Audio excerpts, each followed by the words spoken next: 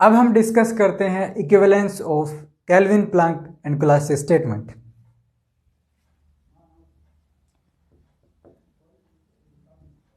Equivalence of Kelvin Planck and Clausius statement.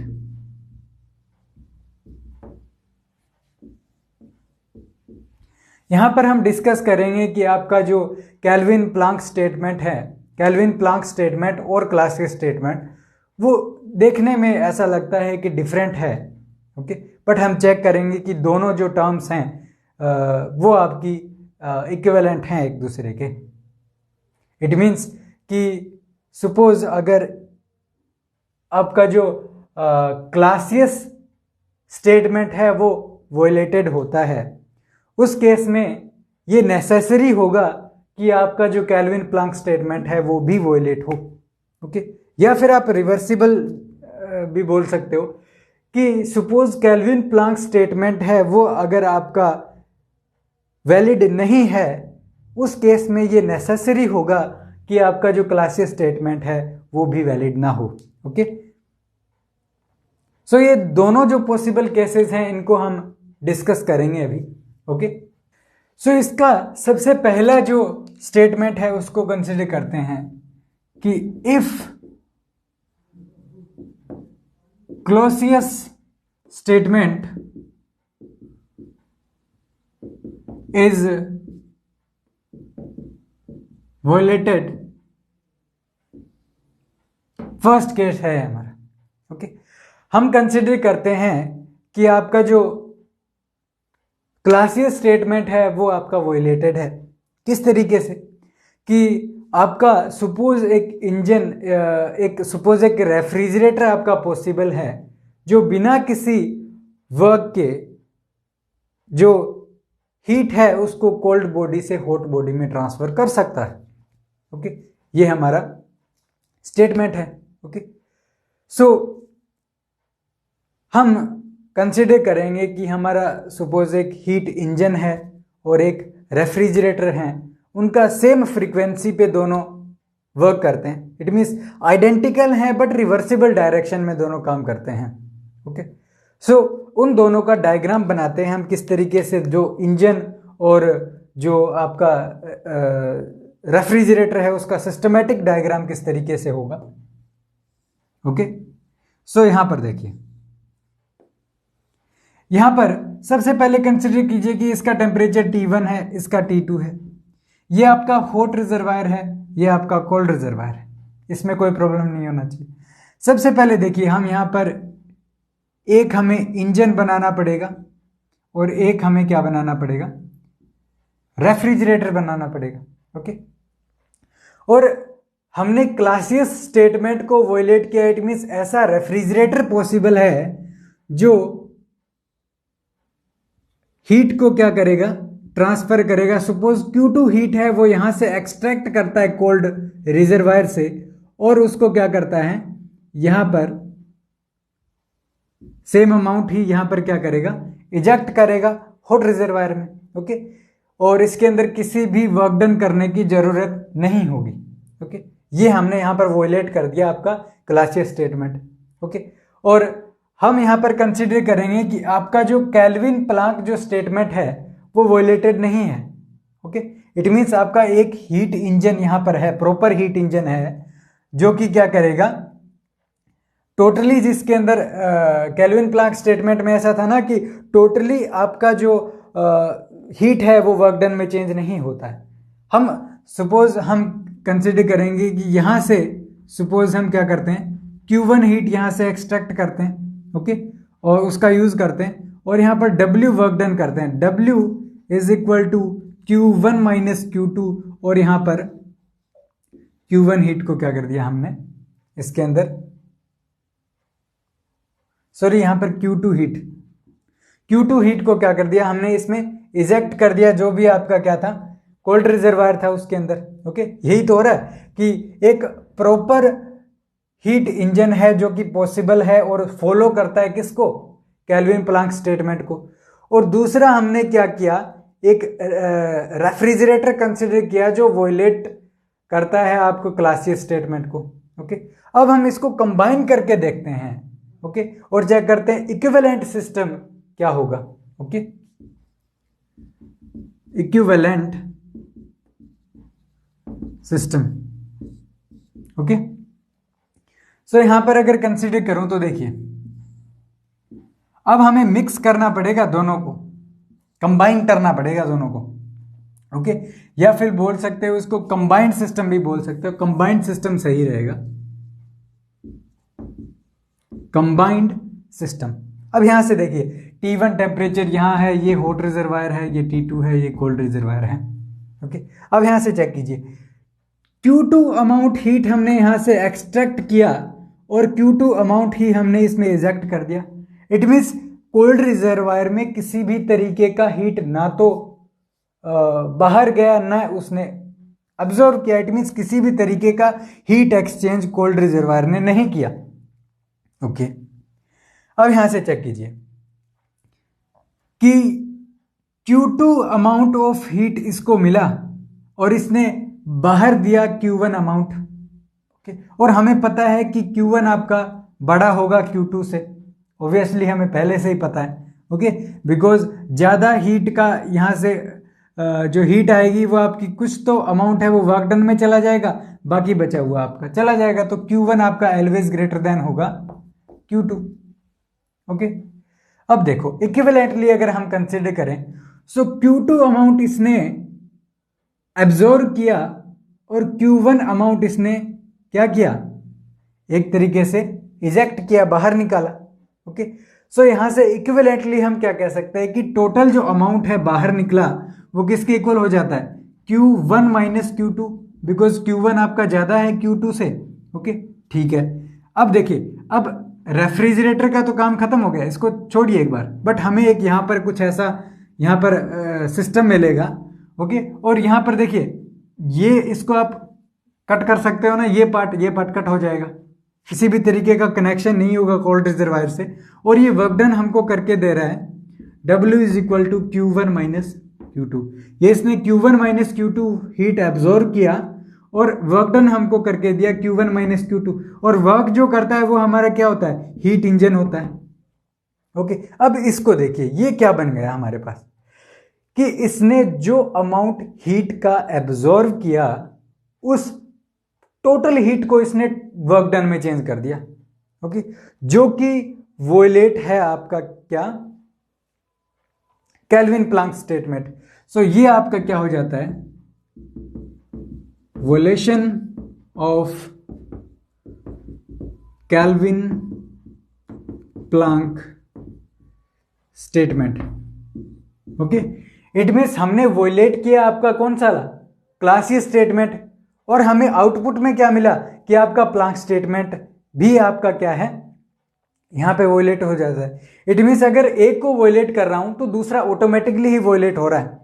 Okay, ये यहां पर कंक्लूजन निकला। ओके,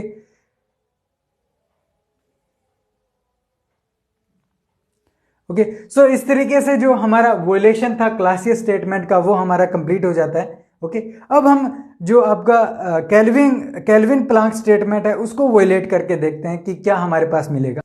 अब हम जो आपका केल्विन प्लांक स्टेटमेंट है उसको वोलेट करके देखते हैं। वोलेशन of kelvin Planck statement. Okay, अब इसको केल्विन प्लांक स्टेटमेंट को अगर वोलेट करते हैं तो इट मींस हमारे पास एक ऐसा इंजन, हीट इंजन पॉसिबल है जो कि हीट को टोटली कन्वर्ट कर सकता है वर्क डन में। ओके, सो सेम उसी तरीके से हमें कंसिडर करना पड़ेगा। ओके, दोनों को यहां पर क्या है, सपोज यहां पर T1 टेम्परेचर है, हॉट रिजर्वायर है, उसी तरीके से यहां पर एक कोल्ड रिजर्वायर भी होगा, कोल्ड रिजर्वायर है, T2 टेम्परेचर पर है।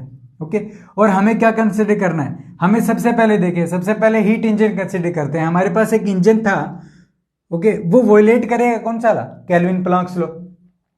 सो वो क्या है, सपोज Q1 अमाउंट हीट को क्या करता है, एब्जॉर्व करता है, और इसको टोटली किस में चेंज करता है, वर्क डन में, डब्ल्यू वर्क डन में चेंज करता है। ये आपका हीट इंजन है। ओके, यहां पर वोयलेट हो गया कौन सा law, Kelvin Planck law. Okay, but हमें सपोज हम फॉलो करते हैं आपका कौन सा ला, आपका जो क्लासियस ला है उसको फॉलो करते हैं। ओके, वो ला क्या कहता है कि सपोज यहां से मैंने Q1 अमाउंट ऑफ हीट क्या किया, एब्जॉर्ब किया। ओके, सो एक ऐसा मेरे पास यहां पर रेफ्रिजरेटर होगा जो किसी वर्क डन की हेल्प से आपका जो हीट है Q1 नहीं, Q2 अमाउंट ऑफ हीट होगा। Q2 अमाउंट ऑफ हीट को क्या करता है, यहां से एक्सट्रैक्ट करके यहां पर रिजेक्ट कर देता है। ओके, सो यहां पर रिजेक्ट कितना होगा, देखिए Q2 हम अमाउंट ऑफ हीट तो हमने यहां से एक्सट्रैक्ट किया, प्लस आपका work done. Okay, plus work done मिलके आपका ये टोटल यहां पर जो ट्रांसफर है वो हो जाएगा ना। ओके, अब देखिए, अब अगर कंपाउंड सिस्टम जो है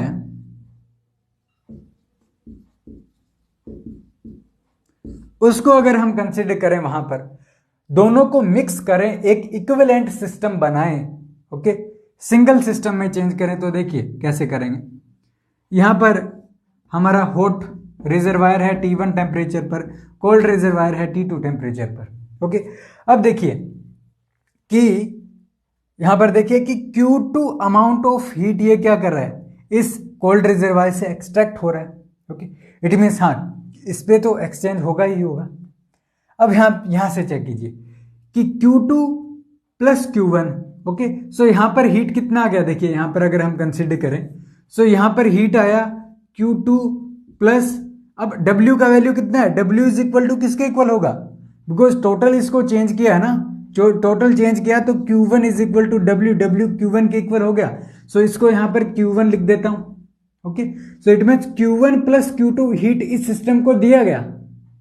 ओके, और यहां से एक्सट्रैक्ट क्या किया गया, ये तो यहां पर आया अमाउंट, और यहां से एक्सट्रैक्ट क्या किया गया, Q1 अमाउंट ऑफ हीट वापस ले लिया गया, ये तो यहां पर आया, वापस यहां से क्या ले लिया गया, Q1 अमाउंट ऑफ हीट।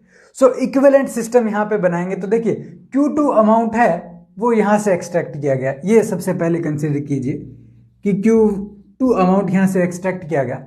यहां पर एक सिस्टम है, कोई सिस्टम होगा, पता नहीं इंजन है कि रेफ्रिजरेटर है, वो बाद में देखेंगे। ओके, बिकॉज यहां से एक्सट्रैक्ट कर रहा है कोल्ड रिजर्वायर से, तो ये रेफ्रिजरेटर ही होगा कि कोल्ड जो आपका रिजर्वायर है उससे ओनली रेफ्रिजरेटर ही एक्सट्रैक्ट कर सकता है हीट इंजन नहीं कर सकता। ओके, सो यहां से देखिए, नेक्स्ट देखिए, इस रिजर्वायर के साथ टोटल जो एक्सचेंज है वो कितना होगा, Q1 प्लस Q2 हीट इसने क्या किया, एब्जॉर्ब किया, और Q1 अमाउंट इसने रिजेक्ट किया। इट मीन्स टोटल एक्सचेंज किसका हो गया, Q2, जो कि किसने क्या किया, इसने एब्जॉर्ब किया। इट मीन्स ये जो Q2 अमाउंट ऑफ हीट है, ओके, Q1 प्लस Q2 यहां पर इसने एब्जॉर्ब किया, Q1 इसने वापस निकाल दिया, तो Q2 इसने एब्जॉर्ब किया ना इक्विवेलेंटली।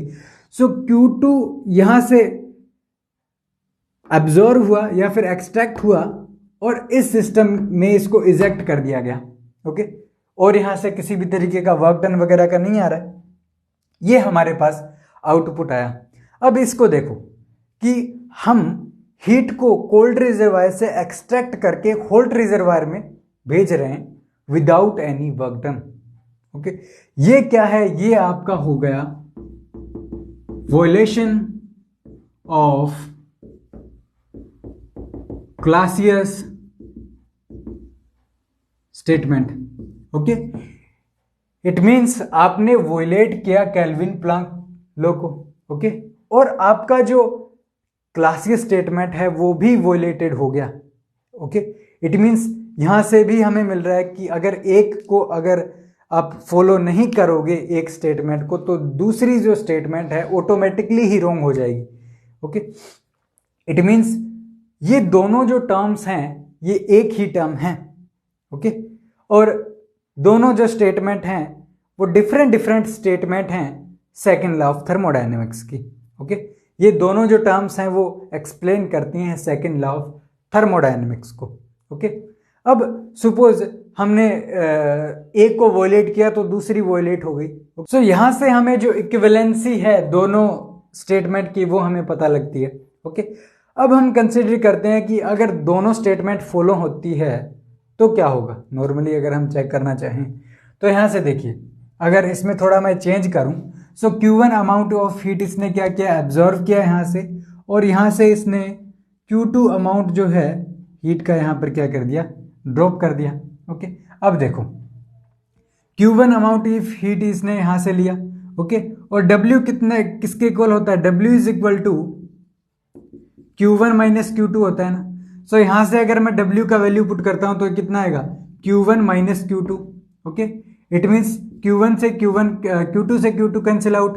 ओके, सो हमें क्या मिलेगा, देखिए कि Q1 अमाउंट ऑफ हीट हमने इसको दिया।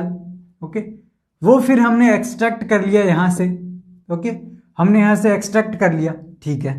इट मीन्स ये जो सिस्टम है ये किसी भी तरीके का एक्सचेंज नहीं कर रहा है एनर्जी का, ठीक है। अब देखो Q2 अमाउंट हमने यहाँ से क्या किया, एक्सट्रैक्ट किया, और Q2 अमाउंट ऑफ हीट हमने इसमें एजेक्ट किया। इट मीन्स किसी भी तरीके का डायग्राम नहीं बनेगा हमारा बीच में, कुछ ऐसा आ जाएगा। इट मीन्स ये क्या एक्सप्लेन कर रहा है, ये जो कंपाउंड सिस्टम है हमें क्या एक्सप्लेन कर रहा है कि यहां पर जो कंजर्वेशन ऑफ एनर्जी है वो यहां पर फॉलो हो रहा है। ओके, सो हम कह सकते हैं कि दोनों जो स्टेटमेंट हैं वो एक ही तरीके की हैं, दोनों स्टेटमेंट हमेशा फॉलो होंगी। ओके, और एक्सप्लेन करेंगी आपके जो डेफिनेशन है सेकेंड लॉ ऑफ थर्मोडायनेमिक्स की उसको। Okay, second law of thermodynamics की दो स्टेटमेंट जो कि आपकी थी केल्विन प्लांक स्टेटमेंट और क्लासियस स्टेटमेंट। ओके, इनको डिस्कस करने के बाद अब हम कह सकते हैं कि जो आपका perpetual motion of first kind जो कि बताता है कि क्या एक ऐसा मशीन पॉसिबल है जो कि हीट को टोटली कन्वर्ट कर पाए वर्क डन में, और हमने चेक किया कि ऐसी कोई भी मशीन पॉसिबल नहीं हो सकती है जो टोटली हीट को कन्वर्ट कर सके वर्क डन में। ओके, बिकॉज ये आपका जो केल्विन प्लांक स्टेटमेंट है इसको वोलेट करेगा। Okay, it means perpetual motion machine of first kind possible नहीं है। अब बात करते हैं perpetual motion machine of second kind की। वो कहता है कि क्या आप बिना वर्क डन किए कोल्ड रिजर्वायर से हॉट रिजर्वायर की तरफ आप क्या हीट ट्रांसफर कर सकते हो।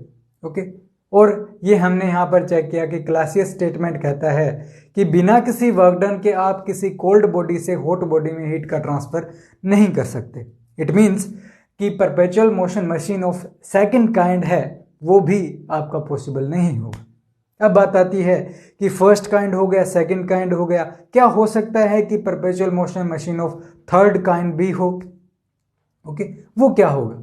सो perpetual motion machine of third kind है वो एक आइडियल केस होता है किसी भी मशीन का। ओके, और हम कहेंगे कि वहां पर किसी भी तरीके का फ्रिक्शन फोर्स नहीं होगा। ओके, आइडियल कंडीशंस होंगी। ओके, किसी तरीके से कोई भी you can say friction force या कोई भी उसके अंदर एनर्जी लॉस नहीं होगा जिसकी वजह से जो मशीन है उसका एफिशिएंसी 100% होगा। ओके, और नेचुरली हमें पता है कि ऐसी भी कोई मशीन पॉसिबल नहीं है जिसके अंदर किसी भी तरीके की हीट डिसिपिएट ना हो। ओके, सो इस तरीके से हमने कंप्लीटली एक तरीके से डिस्कस किया कि जो फर्स्ट काइंड मशीन है, सेकंड काइंड मशीन है, third kind perpetual motion machine है वो पॉसिबल है कि नहीं है।